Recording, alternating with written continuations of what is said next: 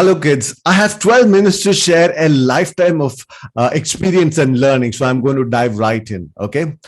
These are the days of instant gratification and instant solution, even when it comes to all our problems. But I'm not here to give you an instant or magic solution for all your problems. However, what I have to offer you is one question. This one question I've asked myself when things were not going my way, when I was down on luck and more broke than a teenager whose pocket money has been canceled for like 6 months. It will take courage on your part to ask yourself this question. But if you can gather the courage and answer this one question every time you are down and out, it will not only make you stronger as a person, but it will act as your guiding light and give you the inspiration to move forward in life. But first, let me introduce myself. I am Commander Bimal and I've served in the Indian Navy for 17 years. I'm an internationally certified coach and trainer, an NLP practitioner, and a teen parenting mentor. I've interacted with thousands of parents and kids over many years. Now, talking about my life has been a roller coaster with lots of incidents all through. And today, I want to share just 3 incidences in my life to help you understand the question I was referring to in the beginning. Okay. Now, the first one, my first dream in my life during my school years was to join the armed forces, and I achieved it when I joined the Indian Navy after my 12th.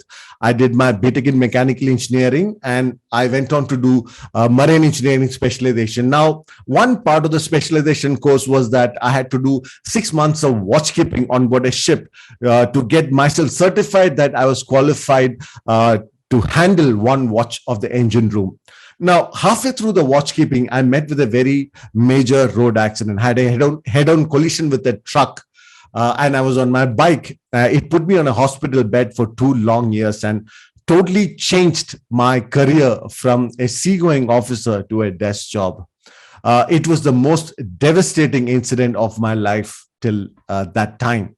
My life, my career, my goals, my ambition, my dreams, everything came crashing down because I could not go back to any ships because of my medical condition. Now, the second incident happened a few years after the bike accident. I do not normally share this as when I look back today from where I am today, I see it as something silly. But when I went through it, it was something terrible for me. Also, you need to know this as many of you might go through something similar in your youth as well. Now, a couple of years after the accident, I fell in love with a girl. Okay, we were very serious about and committed for a few years, and we decided to get married. I met her family. I became like one of her family members. I even took leave and went home and shared with my parents. And I, in fact, told them that her parents were coming over to meet my parents. But on the 4th day, I was at my home. She called me late at night, and she told me that she was breaking up with me and just cut the phone. I was perplexed. I didn't understand what was happening. I tried calling her back, but there was no response. It took me a week to reach back to Mumbai, where I was posted, and I came to know that she was getting married to my best friend. Interestingly, he was someone whom she considered as the brother that she never had. I also found out from him only that it was she, my fiancée, who approached him and not the other way around. It was a terrible time for me, especially emotionally. And our relationship was something that not too many people knew about it. So I had to suffer silently, and it was really, really bad. Now, the third incident, I'll come to the question after this. The third incident that I want to share with you is about the time I was wiped out financially. This was huge for me because by then I was married, I had a family, I had a child, and I was nearing 40, and I was supposed to retire financially because my wife was doing a business and I was helping her, and we did fantastically well in the business, and we became dollar millionaires in just about 5 years of a lot of hard work. And we got introduced to an investment and fund manager through a very close friend of ours.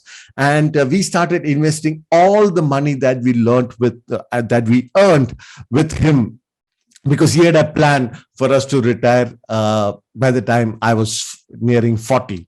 And he even gave us good returns initially. But when it was time to reap the benefit, that's when we learned and we realized that he was a fraud.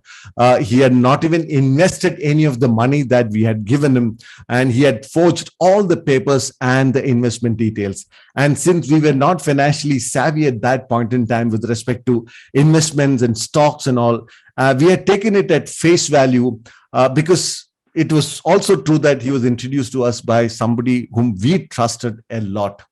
Now, this was the worst because we had put everything into this retirement plan. From a dollar millionaire, we were reduced to having just few thousands in our savings bank overnight. And I was staring at starting life from scratch at 40. I hope none of you have to face such a bad situation like an accident or getting wiped out financially. But I'm sure that most of you will have your hearts broken in one way or the other. It could be by the love of your life, by the profession you choose.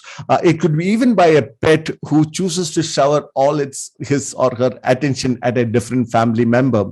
The degree would vary, but the heart does take a beating, isn't it? Yeah. Now, remember in the beginning, I told you I was not here to give you some golden secret that will change your life completely and take away all your problems. But I have one question, a question that probably saved my life too.